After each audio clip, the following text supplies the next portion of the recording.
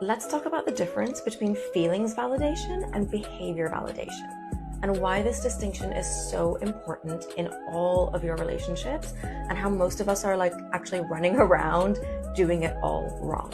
By which I mean we're getting caught up in the drama, or we're being triggered, or abandoning ourselves, and we're basically staying stuck in unhealthy relationship dynamics. Feelings validation is when you validate the other person's emotional experience.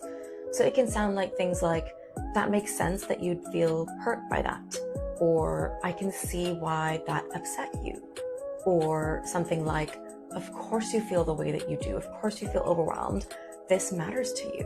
What you're doing is validating their feelings, and what this says is that your emotions are real, they're valid, and it makes sense given your internal experience and perception.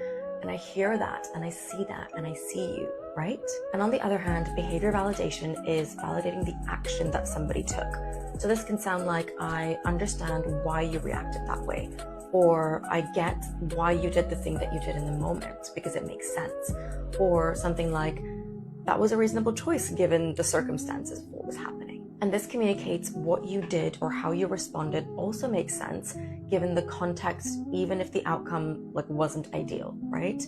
But here's why the distinction matters in all of our relationships. You can validate someone's feelings and